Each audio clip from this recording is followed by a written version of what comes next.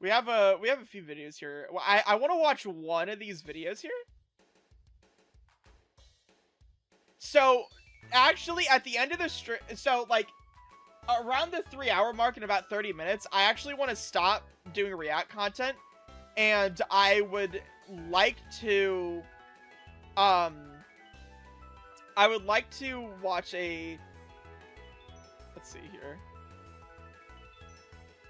What videos do I have in my thing? I wanna play Core Keeper. So we should watch this video about Core Keeper here before I get into it, so that we can we can all get set up for it. Let's watch this video about Core Keeper though. Let's watch it. All right, so this video, why Core Keeper is all your favorite games in one. Let's do this. Core Keeper is basically the all-encompassing child of Terraria, Minecraft, and Stardew Valley. Are you in yet? Because that would be enough for most people, and it was certainly enough for me. I've heard a lot of people talking about Core Keeper and talking about how this is like one of the best games that's come out this year. And like a lot of people are like hyping this game up, be like, dude, this is like the best fucking thing ever. Terraria is one of my favorite games of all time. Terraria better? I love Terraria. I fucking love Terraria. I put so many hours into Terraria. And because of that, I'm going to be comparing Core Keeper to it a lot in this video. I've played through it so much, whether in vanilla with various mods or experimenting with different builds, that I've been looking for a game to scratch that itch for years. In no way will Core Keeper stop me from returning to Terraria every couple of months. Of course. However, it absolutely feels like the universe is giving me what I need to fill that time in between.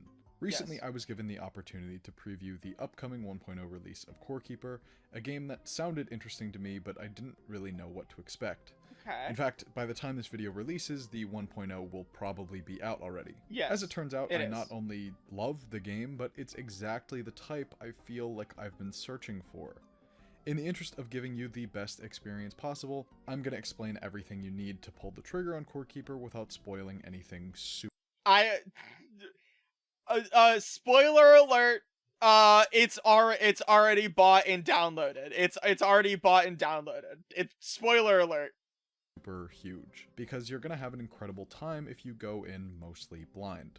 Just a quick word of warning, there will be some relatively early game bosses, enemies, and areas that I may mention or show on screen. What I do discuss is barely the tip of the iceberg, so it's not anything major, but I figured I'd mention it anyways in case you want to go in 100% blind, in which case why did you click on the video at all? If you enjoy this though, please drop a like and consider leaving a comment, it helps out a ton, and if you'd like to see more like it, subscribe. I had the game for a while, already bought it ahead of time. Beginning the game, you're treated to a simple cutscene for a bit of setup, but not before making your character and world. The customization is pretty simple. It's just stuff like colors, hair, eyes, you know, what you'd usually expect. I forgot to buy it. Yeah, I bought it on sale, like literally like an hour before it stopped being sold. However, you also get the chance to choose a background for your character, which provides some small bonuses to certain stats and also what you spawn with. The world generation is really cool. Like most games with random world generation, you can put in a custom seed, but you can also fine-tune the world gen by changing the frequency of certain things like ore, specific cave structures like tunnels, and a bunch of other stuff, which I thought was really cool. I didn't actually change any of these settings myself because I currently just have the one world and character, so I wanted to go in as vanilla as possible. The cutscene shows your character in Explorer discovering a strange object in the forest. Okay. You approach, touch your hand. Is this the titular Core Keeper? Are you the keeper of this core? Into it. Oh my god, are you the keeper of this core? And in the blink of an eye, you're zapped away from your group. He fucking Ash baby. No. His ass fucking Ash baby. Oh my god. Oh my god. No, look, it's the fucking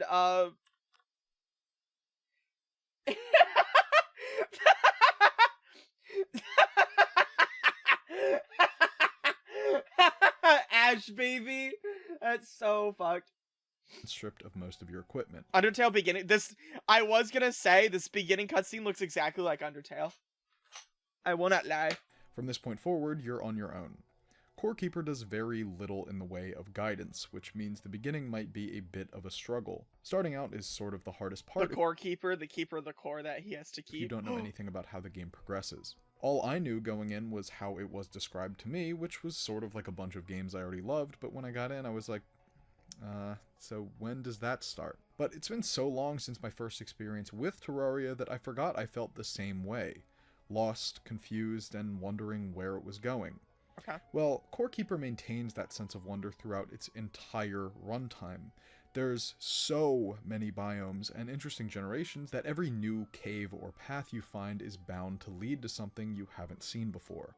Similarly to other games of its type, the most powerful tool at your disposal is knowledge. The knowledge I thought I was going to say a pickaxe. of where to go, what to make, what to save for later, what to avoid till later. Core Keeper forces you to relish in how unfamiliar its never-ending caves are, and that's the best part. So this game like takes place entirely because underground. I fuck with that. Has anyone here played Ark Survival Evolved? Has anyone ever played Ark Survival Evolved here, brother? I played the fuck out of Ark Survival, and they had a few DLCs for the game. My favorite DLC for Ark Survival was I think Aberration. It was the one where it took place entirely underground. And it was so fucking cool because like there were so many like new mechanics that they added. Like it was completely fucking dark, so you needed to like set up like torches everywhere. Like you had specific animals that would glow that you would take with you for the purpose of having like something to light the way. It's actually fucking sick. Did you like it because of dino breeding? I'm gonna fucking kill you. Fuck off. Deep Space Galactic? Feeling of discovery You mean Deep Rock Galactic? hits you immediately and just never stops. I thought that said depression. The most important aspect in these games is going to be their sense of progression, and I'm happy to report that Core Keepers is really good. It seems very simplistic at first, almost to a fault, so much so that once I put down my first crafting station, I was actually a bit disappointed. I saw the menu that opened up and I thought, wow, that's it? And then shortly after I got the next crafting station, and the next one, and the next one, and very soon I had built a house just so I had somewhere to put all of my crafting stations. That's kind of weird. I don't know if I like that. I mean, like, I get it. It's like you have a crafting station with only limited stuff so you don't get overwhelmed with the amount of options that you have. But, like, also having that many different crafting tables is, like, that's like, a lot. Like, enough to where you need an entire room just for crafting tables is kind of insane. And at that point, I was barely through the game at all. There's a lot of items, both craftable and findable. A lot of items. Terraria peak with modded 300 things just on a workbench. I was expecting something more along the lines of Terraria with an infinitely expanding crafting menu based on your materials and such, but this works too. The relatively low amount of offerings on display in most of the crafting stations does a great job at hiding the true size of the game, something you'll realize very quickly because a lot of the gear and key items are obtained through completely different methods. Many of the crafting stations are also direct upgrades to others, allowing you to dump those older variants of them, leave the new ones, and still have access to every recipe. This should be expected, of course, but you may have noticed that I had like 3 different versions of the same thing, so I just want to make it clear that that is because I'm stupid. If you're familiar with the genre, you can probably guess how it flows from here. The crafting stations, and by proxy the items you can forge and find, get progressively stronger. I like the art style of the game. It has some very pretty pixel art. More useful, and both get generally more ridiculous. With it, the game itself really opens up as you get more powerful and you have a lot more options in how you want to approach things. However, as you grow, so does the world. The world of Core Keeper takes place in a canonically, literally, never-ending system of caves and tunnels, and it really feels like that. One of my biggest worries was that this setting would get old fast, but the truth is it doesn't get old at all. Despite being underground for literally the entire game, it doesn't really feel that way. Look, I'm gonna be honest with y'all, whenever I play Minecraft, I'm not gonna lie, my go-to base in terms of like the base that I build or whatever, like my permanent base I should say, It's usually an underground base. Usually I fuck with underground bases like crazy. Oh my god. Oh my god. I'm a big fan of my underground bases. In my opinion, one of the game's largest claims to fame is its immense variety between biomes. They don't necessarily make sense, but they don't have to. This is intended to be a completely foreign environment to you and your character, so the nonsensical science of it works even better. And it is, of course, ridiculously impressive just how vibrant and exciting the developers managed to make an environment that should have been, by all means, just drab and flat out boring. Another incredible decision this game makes is introducing most of its systems I like to make towers, like big, like fucking wizard towers. very early, and then I don't like it because it's like there's too many stairs you have to have. greatly or, expanding like, on them as it goes on. For example, the rail system is a reliable form of transportation if you're willing to develop. A foxboy burrowing into deep, dark, tight spaces. Checks out. Shut the fuck up! It can connect you to major points and then later easily upgraded to be Sauron spotted. Faster and sorry guys, more I am efficient. the devil. And there's a ton of stuff like that, but by far the most important form of progression is Actually, Sauron isn't the devil. He's actually supposed to be the representation of an archdemon. And then the devil is actually the guy above him, which is like starts with a Jesus, whatever his fucking name is. Sauron actually isn't the devil. He's actually like pretty weak compared to like the guys above him. Through Shut the fuck bosses. up. I know Lord of the Rings lore. Shut up. It's not Melkor.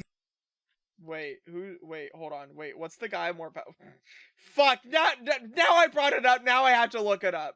Who's the guy who is more powerful than Sauron? It's the Morgoth. It's Morgoth. Right. These are integrated is pretty interesting. Actually, it's Morgoth is more powerful than Sauron, but Morgoth is actually the ruler. I'm going to touch on them more. Sauron might as well be the devil with what he could do. Didn't it take like an act of God just to slow him down? Mechanically in a bit. So right now I just want to talk about how they work in the world. So of course the bosses are your main goal. Apart from just doing it for the love of the craft, much of your exploring will be in order to prepare and find the bosses, which are obviously going to be the game's most difficult encounters. And Divine, you're a fucking nerd! Why the fuck are you yapping and shit? You are such a fucking nerd. Holy shit. For some people, get some bitches on your dick. I'm begging you, please. Get some fucking pussy. It might be the main thing they came for. The first three you're likely to find are all integral to progressing, so they're made pretty easy to track down, and these are the three that I'm gonna spoil, but they come pretty early and there's a lot after them.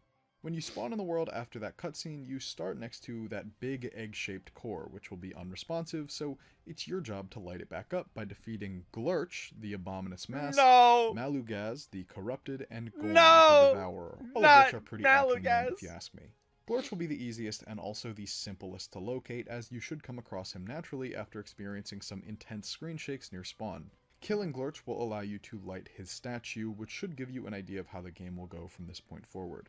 Each of these statues allows you to trade for items, some for transportation, some are boss weapons, and the ones from Glurch include consumables that can also be used to ping the other two statue bosses. You may have stumbled Watch Divine be the dude he gets laid daily, your brother. Across the dark dungeon of Malugaz on your own, or perhaps the enormous trail left for Gorm as he hurtles through the map, but if you haven't, this helps a lot. God.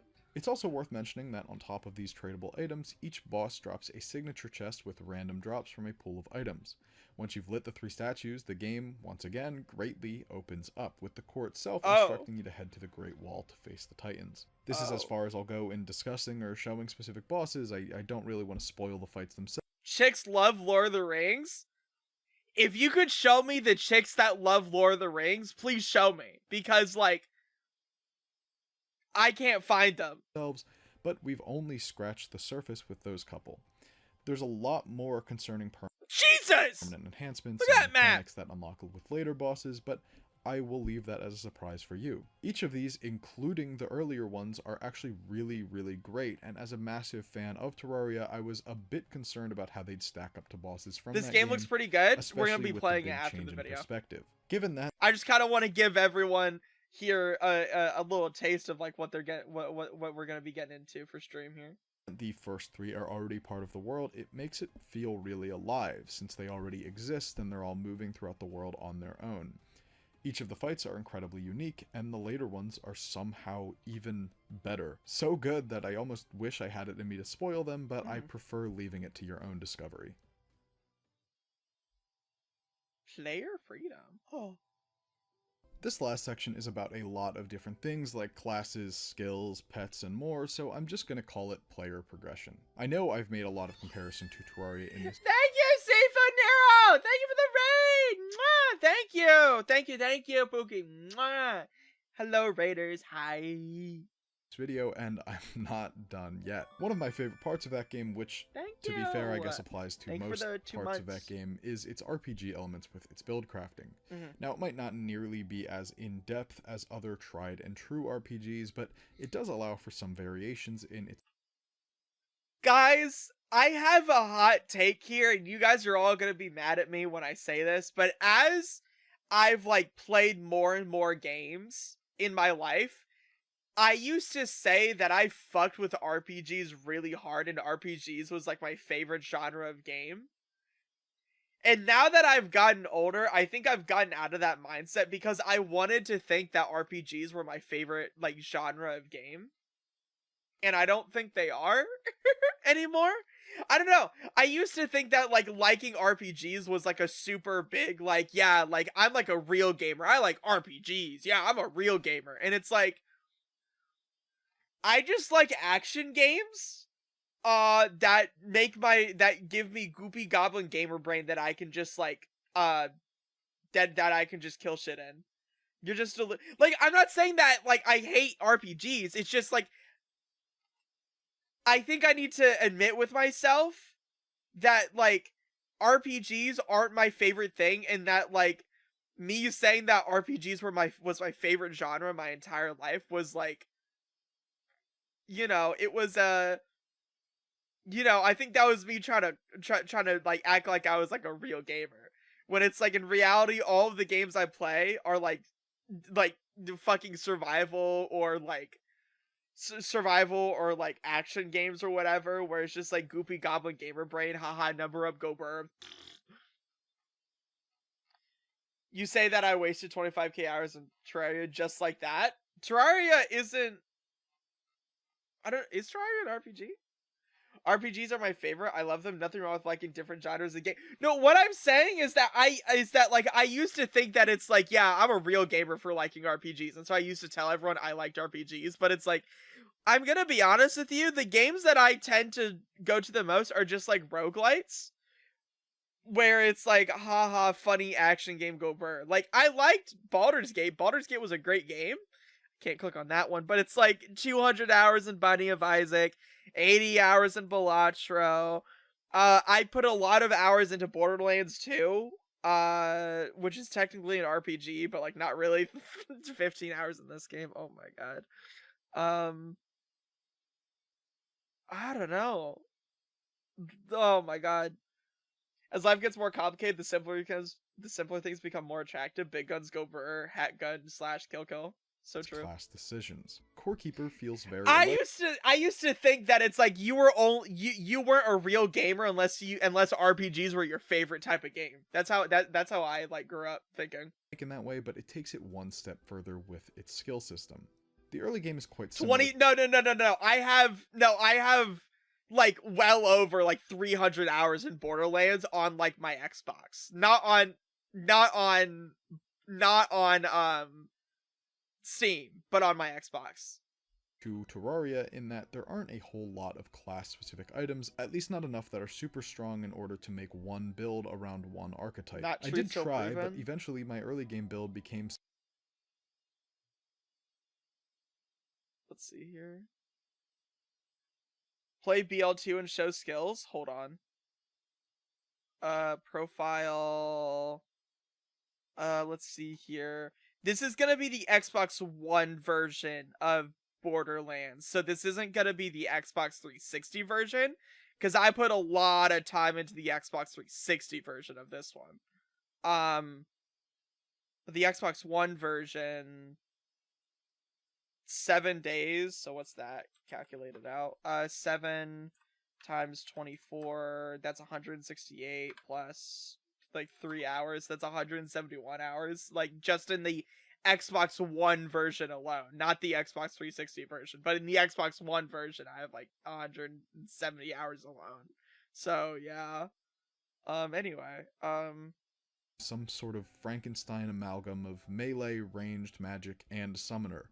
I was okay with this, though. It felt necessary to mix them together because no particular piece of it became too dominant to make or break my build, but I'm glad that was the case because I ended up experimenting with things that otherwise I wouldn't have tried. However, the more you use certain weapons and do certain actions, the more proficient you become with them. This is, of course, that skill system I mentioned, and it ends up making the game feel a lot more RPG-ish than something like Terraria. Every couple of levels with each skill, you earn a point in that category, whether it be magic, summoning, running, mining, farming, etc. Basic Each RPG. skill has a couple of perks you can upgrade them, which adds another layer of player expression, even if at some point you could have literally everything maxed out. Between the merchant NPCs, crazy bosses, and living environments, pets are another addition that make the world feel alive, like it could exist and keep running without you. There are a bunch of pets available here, some of which are modeled after enemies, some are unique models, but they're really exciting for a couple of reasons. For one, they actually work as individual summons, slotting into a special slot in your inventory. Most of them do actually attack and do damage, while some simply provide buffs, but they all follow you around and are very cute. To get these, you'll find eggs, of which there's a bunch of methods and ways to get them, and then you throw them in an incubator, wait for them to hatch, and then you'll get that pet of a random color. But we're not done. Pets can also level up. They get skill points too, and each type of pet also has perks they can upgrade. You can name them after your real-life pets if you'd like, and have them take this journey with you, which I think is just a nice touch. I have one last thing I want to talk about, just briefly, because I don't have much to say on the topic, and that's building. I just really like the whole system. It's rather simple, or it was in my experience because I was bad at it, but I liked how easy it was to create something I was personally happy with, despite not being that great of a builder, which I think is helped by how good the game's visual design is. I made this nice little garden, which is both functional and looks okay, all in my natural meadow biome.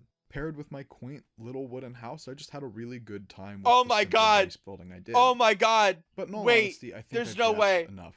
I love Core Keeper, and so I'd love to leave. Dude, wait, no, we need to go back on that. Oh my, look at the way. Oh, look at that. Look at the way he's harvesting. Little wooden house. I just had a really good time with this. Oh, fuck that. Yeah. Oh, they're talking dirty to me with that one. Oh my god. Fuck. That's good. In all honesty, yeah, that's good. I've yapped enough. They're talking dirty and so I'd love to leave the rest of it for you to find out. Gross. Fucking kill yourself! Pretty new to the game, but god damn, is it a good time. All of my time so far has been solo, but I can only imagine how fun it is with somebody else, since it does have up to 8-person multiplayer, and I've heard people say that it's really great. But yeah, sorry, Loki. Loki. Enough. It's relaxing, interesting, and it's precisely what I've been waiting for to fall into my lap. If you enjoyed the video, feel free to drop a like. If I missed anything or you have any questions, please drop a comment down below and I'll answer. This is a good video. I think it's a I think this was a great introductory video for us to like watch it so like we can know like what we're getting into with Core Keeper here. It's great. I love this.